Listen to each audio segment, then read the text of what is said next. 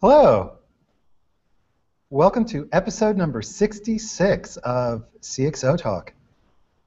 On CXOTalk, we bring together truly the most innovative leaders in business to talk about leadership, innovation, of course, innovative leaders talking about leadership and innovation, and technology.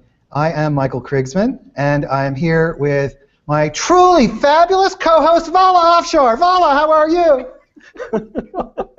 I'm doing well. I almost fell off the seat. I know. Well, Vala, the fabulousness of. Anyway, Vala, we're here with a really wonderful guest, Crawford Del Prete, who is the Chief Research Officer and Executive Vice President of IDC. One of the smartest people that I know. Good afternoon, Crawford. Hey guys, how are you? Doing well. Well, thank you very much for joining CXOTalk. And if you don't mind, can you start with a brief introduction of yourself and IDC? Absolutely. Hey, it's a pleasure to join you guys. I am Crawford Del Prete, Executive Vice President for Worldwide Products and Chief Research Officer at IDC. For those of you that don't know, IDC is one of the largest technology market research and consulting firms. We operate in over 50 countries worldwide, and we have over 1,100 analysts around the world, covering really all aspects of technology. We cover all the domains that people are well aware of, from personal computers all the way up through application software and services. And as well, we've made a significant investment in industry research. So we cover end user research across 6 different vertical markets: energy, manufacturing, government, healthcare, retail, financial services. As well, we also have cross-industry and user research, which is another very, very important and significant growing part of our business.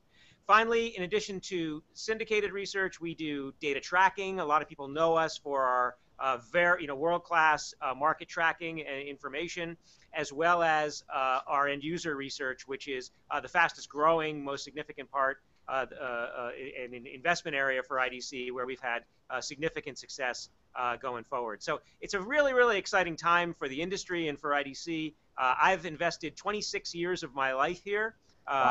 Joined when the company was very, very small, and it's been just a really, really rewarding experience and so much fun to be a part of the tech industry. Great. Well, it's very exciting to have you here. The analyst business is changing a lot, and let's talk about that. But to begin, so you're Chief Research Officer. Tell us what that actually means. What do you do? Yeah, Michael, so it's a great question, right? So we are kind of an interesting analyst firm in that I actually wear 2 hats here at IDC. So the first is the Executive Vice President of Worldwide Products, and in that role, I'm very much day to day I'm running a large portion of our business, which is our worldwide focused research business, and that's across all of our technology domains, including consulting, including data tracking, and that represents nearly 500 analysts in the U.S. alone. Then the other side of my role, and that involves all kinds of things that you can just imagine, right? The business reviews and product planning and marketing and working with sales and all the important stuff you need to do in running a large services business. The other side of my job is being the Chief Research Officer, and we're one of the few research companies that combines those roles, and we do that because we really want to align where the business is going with the most pertinent topics that the industry wants to understand. So in the Chief Research Officer part of my role, I spend a significant part of my time really leading and helping set the research agenda for the company. So I work with our chief analyst, Frank Jens. I work with my direct reports team, which is running all of the different research domains around the company. And I operate it as a council, a Chief Research Officer council, where we really sit and we think about, when does IDC take a position on an industry trend like the third platform, which is something we can talk about in a minute. But, as we saw in 2007 with the birth of the iPhone, Facebook and Twitter starting to get to scale,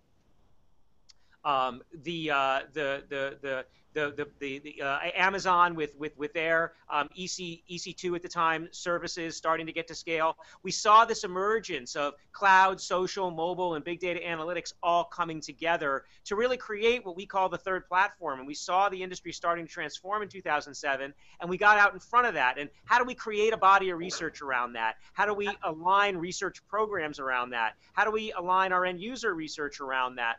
That's where I spend, again, a lot of time as the chief research officer setting that agenda. And then also as part of that role, I'm out there as an industry thought leader. So for example, last week I was in Hungary speaking to IT leaders about the evolution of the tech industry. Earlier this week, I was in Minneapolis speaking to investors, large investment house, the people who basically fund their investment activities around the future of technology. I'm out there as a thought leader quite a bit, as is my team. Sure. Yesterday, I had the privilege to attend the Boston Celtics NBA Digital Summit, and at the summit, folks were talking about, as an example, Facebook purchase of Oculus Rift in March, and how Zuckerberg mentioned that, imagine a courtside experience with augmented reality being delivered to you at home, and they talked about how there are companies now that are developing applications on a Google Glass where referees are on the field wearing glass, and they're actually projecting their view to other folks in the stadium, in the audience, wearing glass, and how glass-to-glass communication and that whole fan experience with the combination of mobile apps and certainly a lot of what you talk about in terms of the third platform. When someone speaks to like augmented reality or wearable technology or Internet of Everything, can you talk to us about when you consider those areas as research areas where you spend your personal time and attention towards? Yeah, absolutely. So when you start to see trends emerge like that, these trends they come up in different ways. So for example, and I'll talk specifically about that area in just a second. But for example, a lot of these trends, and as a as a company focused on thought leadership, we have to spend a lot of time really gauging when is something real versus when is something just beginning and only for the most demanding customers. Let me give you an example. In 1989, I watched a 3D printer over a series of hours carve a perfect rendition of the Digital Equipment Corporation logo at a tour that I was at. And here we are 25 years later, wow, and 3D printing is just now getting to the point where we're making a significant investment to create research programs around that. And the idea of when something becomes broadly adopted, how you measure that, and you measure it with survey, you measure it with analysts scouring different regions around the world. These are the things that we talk about at IDC in terms of when is something going to be beyond the hype and something that customers really want to hear about, or even to the point of the hype where they'll be investing in it. And it has to do with when it moves beyond sort of the most demanding customers to when it becomes something that people can actually take advantage of.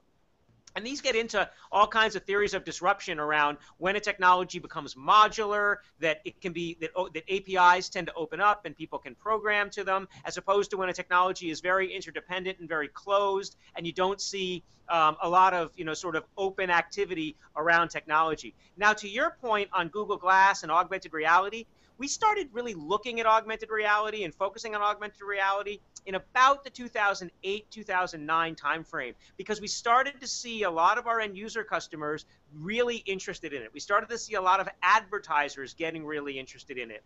And it's interesting because you give a great example of Google Glass.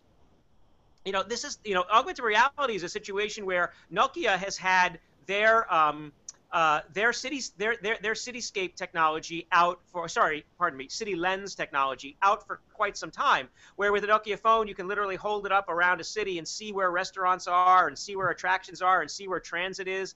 And that's been out for a few years now. As a matter of fact, one of the applications that's really fascinating and a really good example of where Nokia developed a technology to match the the core job that people wanted to get done was a collaboration they did last year around augmented reality with Burton snowboards. So Nokia studied the problem of what is it that people want to do when they go, what are the hardest problems when you go skiing? And what they learned was that the hard problems around skiing were finding out how long the lift lines are, and finding out where the people are that you care about when you're actually skiing. And what they knew was that lift lines was an easy problem to solve with apps. There were many, many apps that real time told you how long a lift line was. But people still carried walkie-talkies to find out where are the people that I care about. So Nokia and Burton developed an app together where you put the camera in the camera, where you put the phone in camera mode, you hold it up to the mountain, and it shows you in real time Wow. where your friends are on Facebook that you're connected to on the mountain. So who's in the lodge, who's up on the lift, who's on the actual hill. In real time, you can see these people moving around. It's as long as they have their phone on. It's a fascinating example of augmented reality that really improves people's lives, and it's available today. So the answer is, we've been looking at it for a while, but to your point on what you learned at the Celtics Summit, that party is just getting started, and the things that you're going to see in the next few years are going to be just fantastic. So let's jump back for a second to the analyst business. So the analyst business, like many others, is undergoing a lot of change and disruption. Yep. Where do you see those changes taking place, and what is IDC doing to evolve itself as an organization within this change? Yeah, it's a great question. So I've seen the analyst business change, pretty dramatically in the 26 years I've been a part of the industry. It used to be very much an industry where the analysts would sit in the ivory tower, they would write their research, and then the salespeople would go and sell that research. And it was basically you sold very neat subscriptions, and it was all very orderly. Now, what we see in the industry is that it's really a game of relevance. You really have to be a relevant participant in the marketplace. You have to be building, Vala, this is going to be music to your ears. You have to be building a social brand. You have to be relevant. You have to be part of the conversation. And that means that you have to be able to be very skilled at research. You have to be able to present your thoughts clearly and logically in an uncluttered way. You have to be able to write, and you have to be able to communicate beyond just the written word. And not only that, but you need to be able to again, be compelling and engaging to your customers beyond the research that is just creating and you're assuming will be consumed. Research, it's funny. It's actually kind of interesting thing. Our research does still live on the web in PDF form at times, but now infographics are very, very powerful, and customers are demanding infographics. Tools that we've created around being able to query large data sets are very, very important, and those can't be arcane searches. They have to be interactive searches. We spent a lot of time and money developing and differentiating our product around being able to query our databases in easier, more consumed ways, and show our data in more appealing ways. So what's happened is that the industry is everyone kind of assumed that the industry analyst game would be disrupted in the same way that publishing was disrupted. Where publishers, you don't really pay for online content. You look at the trials and tribulations of the New York Times or of the Wall Street Journal or of the Washington Post.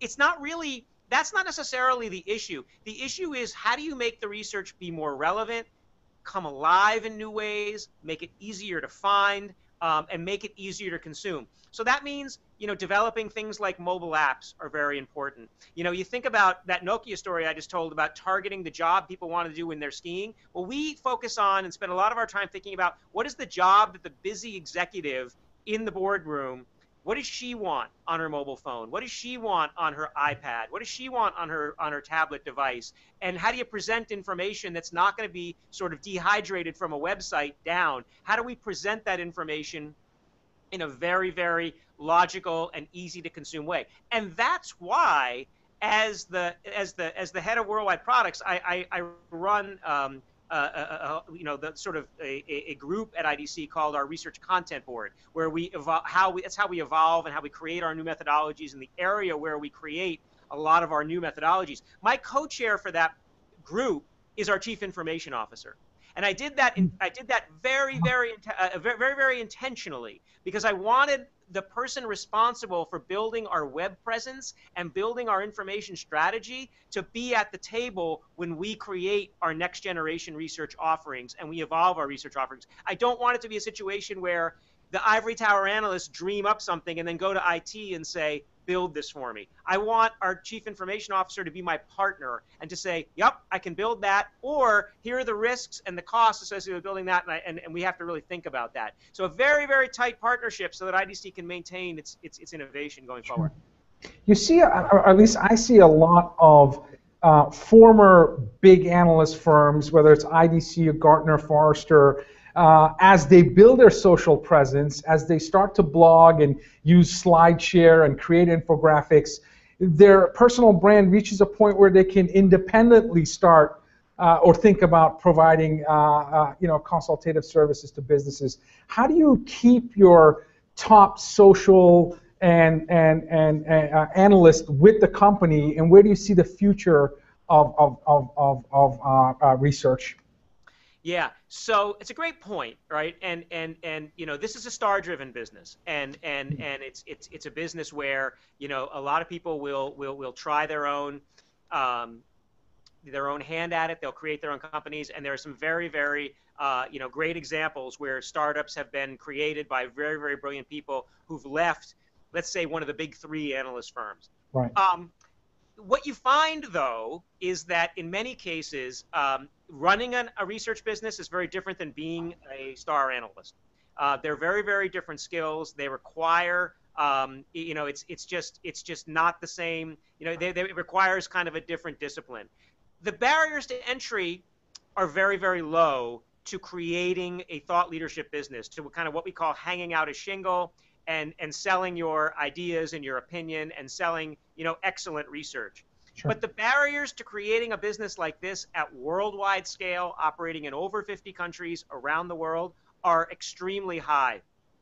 I like to say that IDC is, a company with, many hundreds of millions of dollars in revenue, but with the footprint of IBM. Right, so we have people in countries all over the world, and it's a very, very large scale operation. And getting to that kind of scale is something that at this point in time very few companies are able to do. So those barriers become very high. So I think what you'll see in the industry is, and we've seen this over the last few years, where companies like AMR, companies like Burton Group, companies like Yankee Group, they were consolidated, and now we're kind of down to a relatively mid-single-digit kind of number of firms that are at scale. What you'll see over time is you'll always see a really bright analyst who start their own company, but it's very difficult to get the scale. What you do also, though, see, and what we see all the time, are boomerang employees. We see employees that leave and they come back because it's a great place to work and it's a great industry to work in. And we encourage that and welcome that. So I think what you're going to see from an evolution is a continuation of the cycle. You'll probably see a little bit more consolidation over time, but you'll also continue to see every once in a while a small startup with a very bright person who creates an interesting company that kind of tends to stay relatively small because they're the franchise of that person. Right.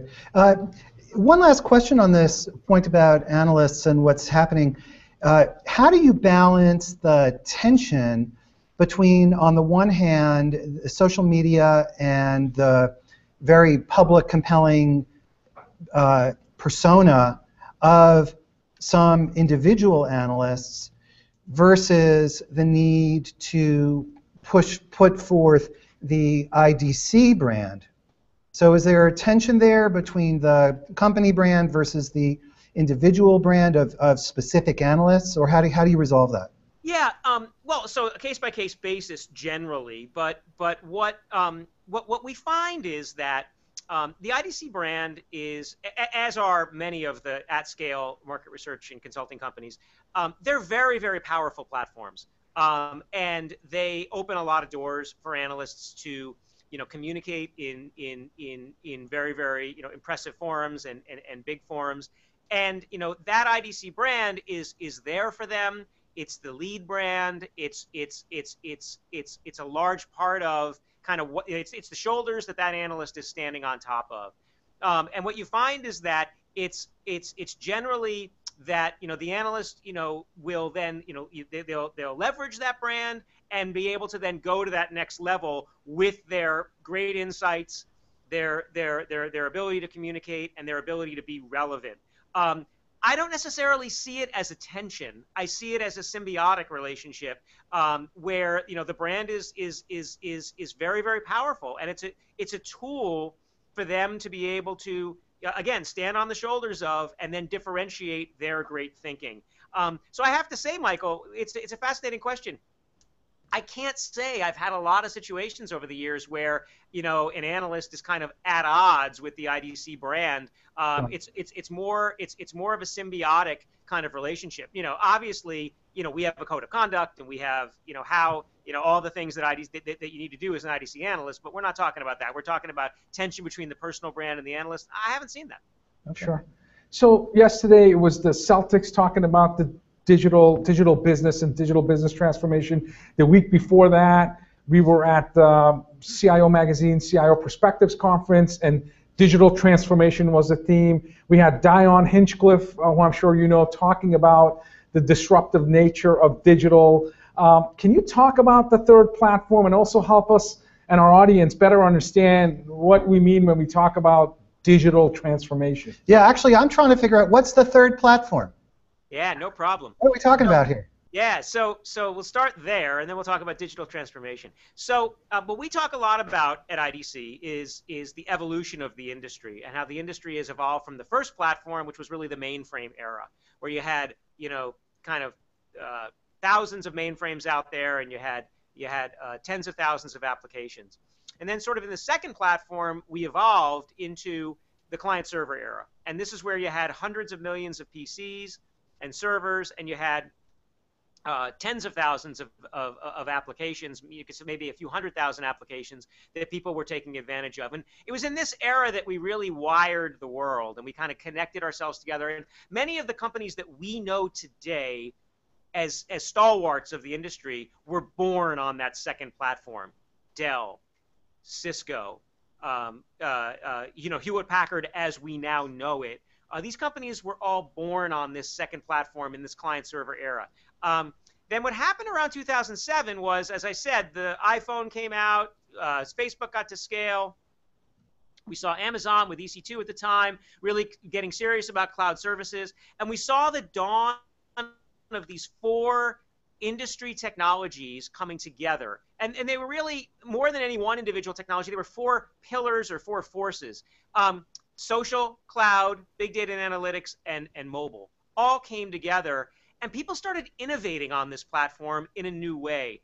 And maybe more importantly, to your digital transformation question, they started transforming their business with these technologies. They started differentiating, and it had all kinds of ramifications. The speed with which they could innovate rapidly improved. The resiliency of their technology had to get a lot better. The way they thought about innovation had to change, and they were able to innovate. The idea of perpetual beta, of putting solutions out there that people could kind of work with and then send out an update, that became very, very prevalent. So this third platform era became a basis to transform industry and to transform the retail experience, the healthcare experience, smart cities in government, the way we think about branch banking and the way we think about financial services and in the larger financial services area, the way we think about, again, claims processing and insurance. All these things changed as a result of the third platform, and they're continuing to evolve. So we're really excited about the third platform era, and we've got all kinds of research and predictions around how the world will look by 2020 as a result of third platform innovations. And part of that is digital transformation. But it's a very, very exciting time And this is really a big part of that evolution that we've seen was the emergence of the third platform and the ability to start transforming industry on the basis of this platform. So again, now you've got literally billions of devices connected together, emerging markets and mature markets, and you've got literally hundreds of millions of applications eventually that will be out there for people to take advantage of. And this will change the world. This is the basis for how the world will move to the Internet of Things, how we will see new innovations being developed, and how the experiences around literally every aspect of life, be that consumer or be that commercial, will be transformed. So we're super excited about the third platform, and we're seeing it evolve even more quickly than we thought. Let me give you a sort of a stark statistic, which is that when you look at the second platform between now and 2018 versus the growth of the third platform, the second platform will likely be dead flat to slightly declining. So those technologies associated with the second platform.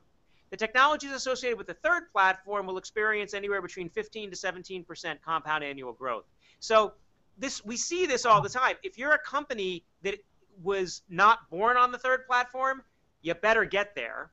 And if you're a company that's not delivering third platform technologies as a technology supplier, your market's flat or declining, which means now you're kind of the Wang of the third platform era, where there was a series of companies who tried to make the jump from the first platform to the second platform that couldn't do it, and they failed and they went away. You don't want to be one of those companies in the third platform.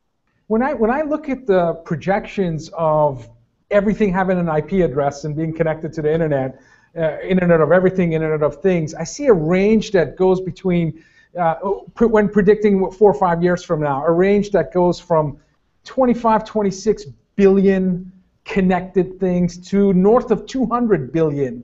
Will we look back in 4 or 5 years and see that the fourth platform was the Internet of Everything?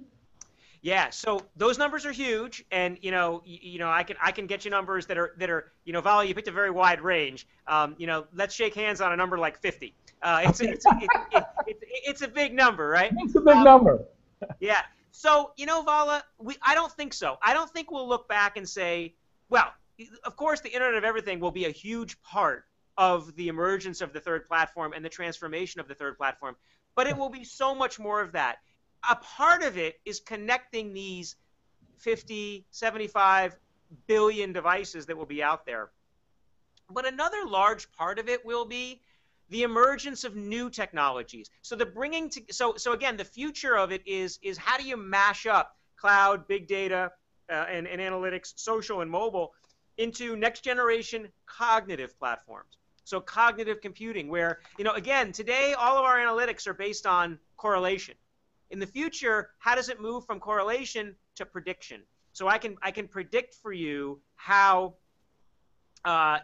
basically a solution will fit your needs. How do we move to a world where yes, it's the Internet of Everything, but we believe that by 2020, 30% of new automobiles will have the capability to be driving in a driverless or a very low attention driver mode in certain situations, like maybe on the highway.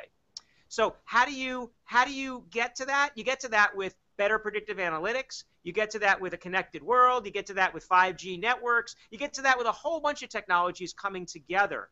For example, we also think that the materialization and the personalization of things will be very, very important. So the idea that, I really can't find a set of athletic shoes that ever really fit my weird feet the right way. So the idea that I can have those made for me with a 3D printer in an hour or in 90 minutes. That's the kind of future that we're looking at that's very, very different. And this is going to have a transformative effect on the world, right? We believe that by 2020, cognitive computing alone, the combination of cognitive computing and smarter question and answer systems, that could reduce the number of knowledge workers that are required in a lot of industries by as much as 15%. So again, let me give you a tangible example. If you're NSTAR and there's a horrible storm that's coming through, with better predictive analytics, before that storm comes through, you may not need 500 trucks to be ready to be rolled. Right. With better analytics, you might only need 20 trucks because you know that storm is going to be mostly offshore. And then, oh, by the way, when the storm hits, you might not have to roll 20 trucks. You might have to only roll 5 because the number of people to actually fix the problem that you from the control center can now predict exactly what went wrong, where it went wrong. You took a lot of cost out of the system by doing that. So again, this is where, again, transformation everywhere as a result of the emergence of the third platform. So, Crawford, do you have a sense that Crawford's not going to retire anytime soon? Yeah, no. I mean, you're having way too much fun. I'm enjoying. That's a great place. Yeah, IDC.com. We're hiring. Yeah. I'm enjoying. I'm enjoying hearing the story, the way that you present the foundation of digital business transformation is as good as any that I've heard. You make it so clear. But one of the things that strikes me with this is that you're describing the impact of technology as the enabling platform. However, we know that the difficulty for companies to make this transformation that you've been discussing is not about the technology, but it's about business factors, business conditions, and people. So can you talk a little bit about the intersection of the technology transformation and the business transformation that actually takes place, which may in fact be the harder part? Yeah, so the business transformation is very hard. So by our research, 61% today of deals, of technology spend, is either influenced or directly spent by the line of business. So maybe IT is spending it 20% of the time, but the line of business has had an impact on it. About 17% of that 61% is pure shadow IT, where basically IT is not involved at all. And then the old saying that the CIO's worst nightmare is the marketing person, a full cup of coffee, and a credit card is kind of their worst nightmare, because the person's out there buying Amazon Web Services, standing up Salesforce.com, buying all this technology, and then got to figure out how do you get the compliance officer, how do you get people to integrate it. Those problems are real. And what we see is that the companies that really understand that the CIO's office and the CMO's office or the chief sales officer's office, these people have to work together to figure out what technology they're going to spend on, who's going to make the buying decision, who's going to be the recommender, who's going to be the purchaser. These are the most forward-thinking companies. And I say it all the time, and I see it. I spend a lot of time traveling the world talking to chief information officers, and they fall into two categories. There's the men and the women who are getting an attaboy or an attagirl for cutting their expense as a percent of revenue, 1 or 2% every year, and you can just see where that movie is ending. Everybody's gone. It's all been outsourced. They're all gone. The other side of it is the people, the women and men who are innovating and who are focused on partnering with the line of business to really drive innovation. And those are the ones that understand the third platform. Those are the ones that are working with, if it's a retail operation, they're working with the line of business. Sorry, they're working with the line of business to think about how do we create an endless aisle, an experience with a mobile app where if we don't have it in the pharmacy, we can get it for you within 24 hours and deliver it to you. How do you create those kinds of solutions and figure out ways to engage the customer in new revenue streams? And this is really, really, really hard to do. It runs great on PowerPoint. It's easy to talk about, but it's hard to do every single day. It requires respect. It requires communication. It requires a seat at the table, all the things we've been talking about for quite some time. But the difference, guys, is that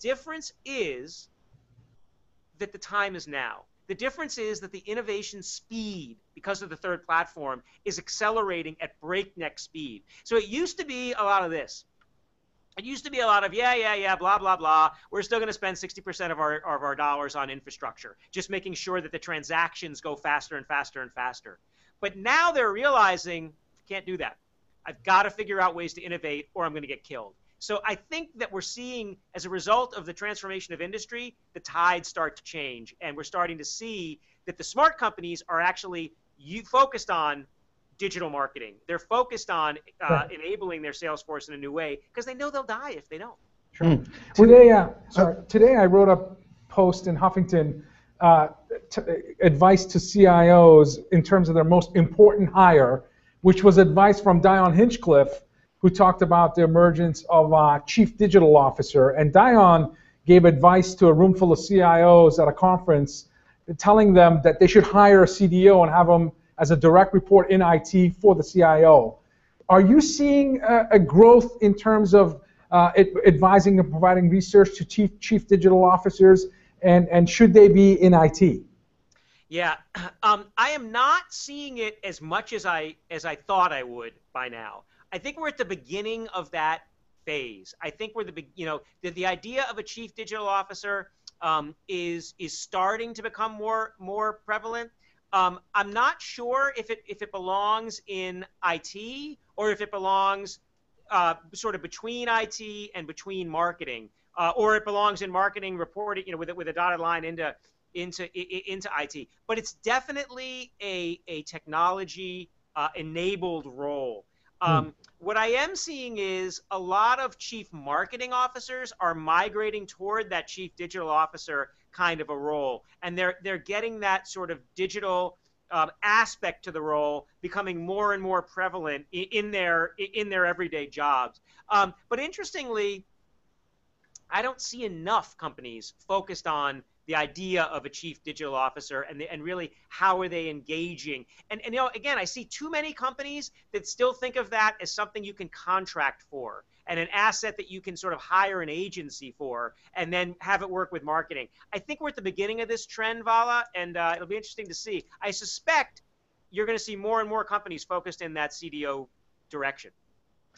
We have a question from Twitter. Yep. And this is from Stephen Dickens, and it goes back to an earlier part of our conversation. And usually I don't like to jump back and forth too much, but I thought it's an interesting question. Okay. And Stephen Dickens asks, how do analysts or you, IDC, see the role of the blogger, friend or foe? So that is a great question. Bloggers are friends. Bloggers are not foes. Okay, it's interesting.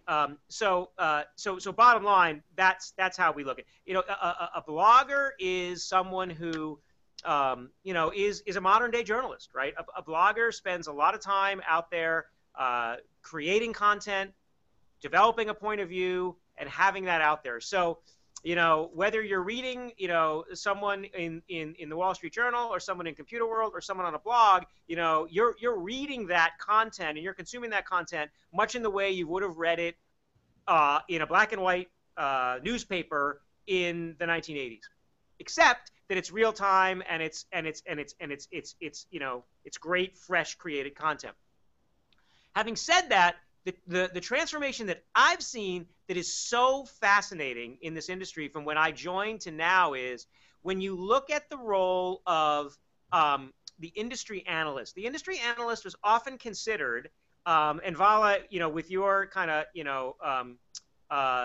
vendor hat on, this will be something that you think about. It used to be industry analysts were influencers, and that's what we were. We influenced markets, and we think about influencers.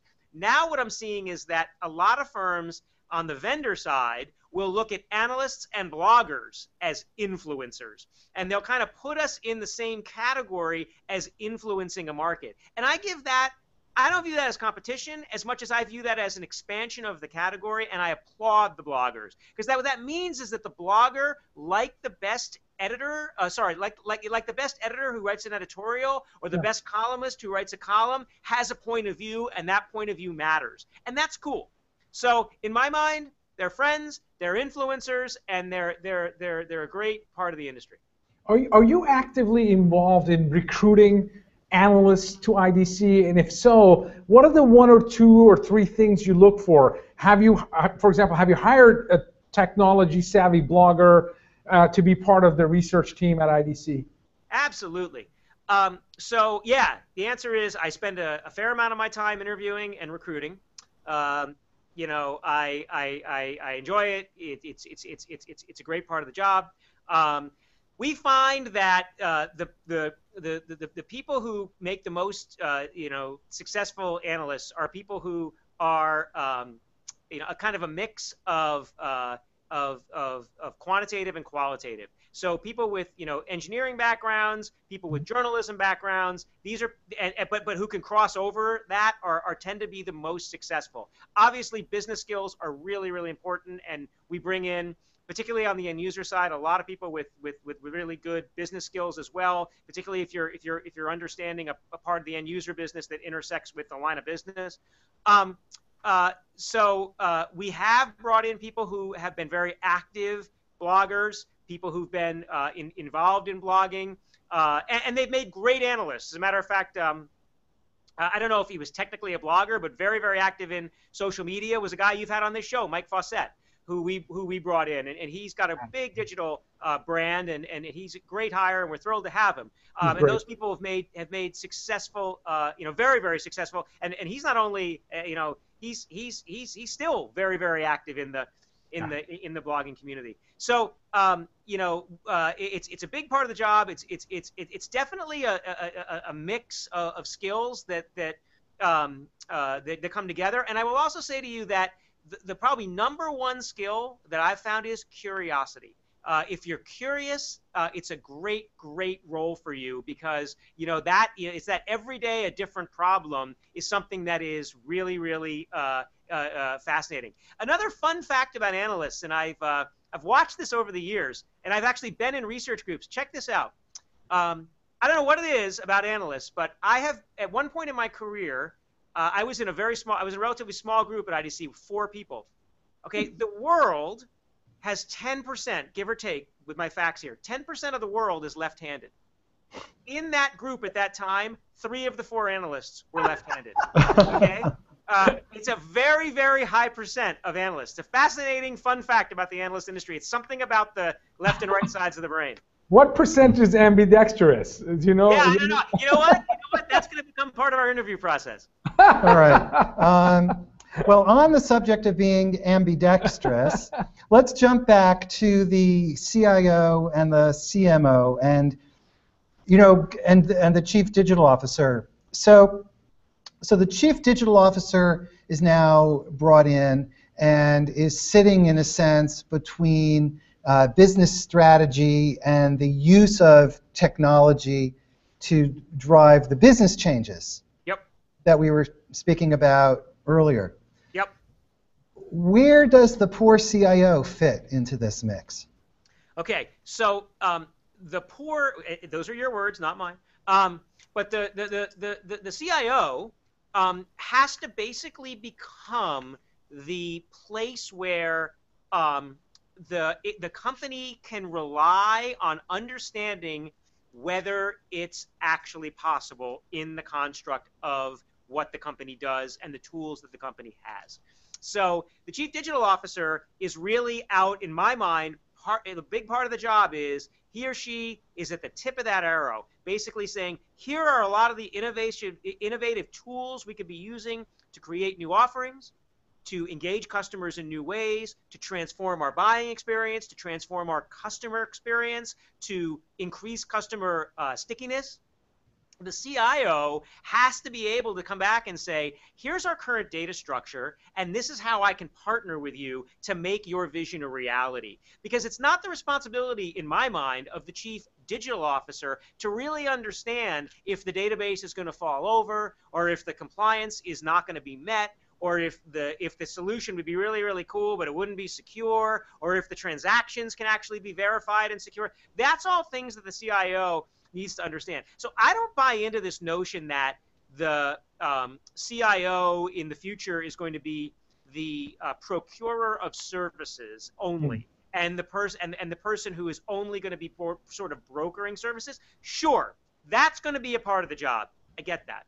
But also, the CIO needs to be technically astute and be able to understand what the company can actually do with the tools they have on hand, and how the company can evolve the tools they have on hand, maybe breaking with the past, maybe not, to move to a future in a faster way than ever before. And that means partnering with the chief digital officer. But this idea that the future CIO leans back and she just basically says, oh, no, buy from this company and not that company, it's going to be way more than that. They need to be able to vet that technology and really understand what it can do. So in 1989, you had the opportunity to see 3D printers. So I'm guessing in 2014, as the chief research officer, you get to see some really, really cool things that some of us may not see in a few years. So without going into maybe specifics, what should we, CIOs, CMOs, CDOs, or business leaders, what should we be looking for in terms of market trends, cool technologies? Yeah. Any advice you have for us? Yeah, sure. So, well, for starters, the empowerment of the consumer, that ship has sailed. So now, we are going to look back, Vala, and we're going to look back on these days where the company issued you a phone, and the company issued you a PC, and the company issued you a monitor. We're going to laugh. We're going to look back on these days and we're just going to laugh. That was positively antique.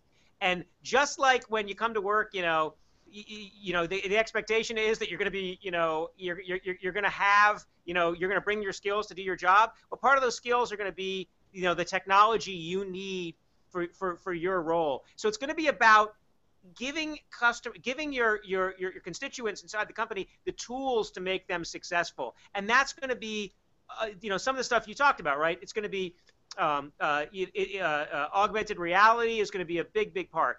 Prescriptive marketing, being able to target individuals in buying instances to make customers stickier and create new kinds of experiences. Those are going to be really, really important. So what does that mean in terms of the actual technology? It means that, and we're starting to see it already, right?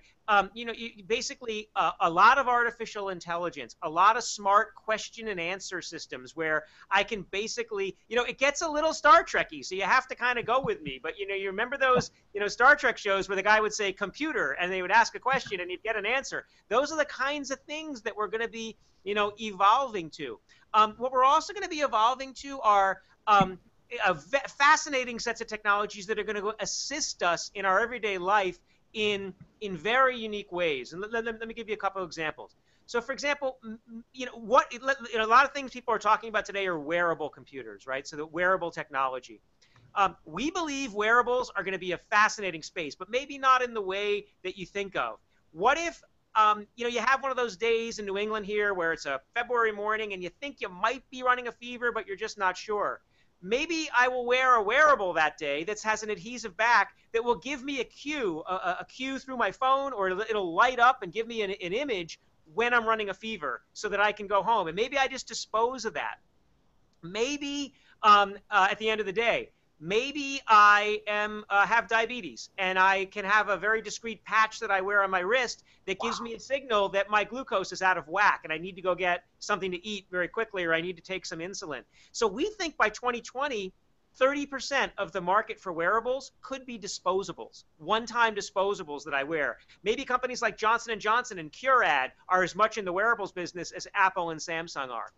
Maybe security is enhanced by wearables. So maybe I become the password for the day. When I've got a bracelet on that I authenticate to, I become the password. So when I walk up to a door, the door automatically unlocks. When I walk up to my PC, if it's authenticated, the PC automatically unlocks, or the handheld automatically unlocks. These are the kinds of innovations that you hear about and you see that are going to be very, very fascinating and are going to usher in a whole new world. So bringing it, so again, these have impacts on industry, right? That can change the shopping experience. It can change the payments experience through authentication. These are the kinds of innovations that we're just at the beginning of, but are going to come faster than anyone believed. But I definitely believe that some hard problems are in between where we are today and that world. The number one is security. Security is going to be a very bumpy ride over the next few years where, there's going to be a lot of intelligence placed on security. There's going to be a lot of effort placed on it. And unfortunately, I think it's going to be a lot of fits and starts where very visible uh-oh moments happen where people will pull back a little bit and then we'll go forward. But I think in the end, you're going to see a very, very different world that's going to be consumer empowered. It's going to be new ways to buy, new ways to be marketed to, either through your wearable device, through your glasses, through your phone. And it's going to be, again, we think that the big areas that are ripe for transformation are retail, health, as well as in some ways financial services and kind of the future of financial services. All right, retail, health, and financial services. Well, this has been a fascinating discussion, and we really appreciate it. We've been talking with Crawford Del Prete, who is the Chief Research Officer and Executive Vice President of IDC, one of the largest analyst research firms in the world. And Crawford, your descriptions of the basis of digital transformation are so clear. So thank you very much. Thank you. It's a pleasure. Nice talking to you guys. Crawford, you were brilliant. Thank you very much. I'm going to have to find a way to narrow this to a 3,000-word blog, but you dropped a lot of science on us, Crawford. A lot of science. I'm Michael Krigsman. My co-host, Vala Afshar. Vala? Michael, great show. Great show. Thank you. And again, thank you to our guest, Crawford Del Prete, and most importantly, to everybody who's been watching. And come back next week. We're going to have another great show. We have Nancy Duarte, who is the CEO of Duarte Design, and her work is amazing. And she is going to teach us about communication, which is something that we can all do better. Thank you very much, and have a great weekend. Bye-bye.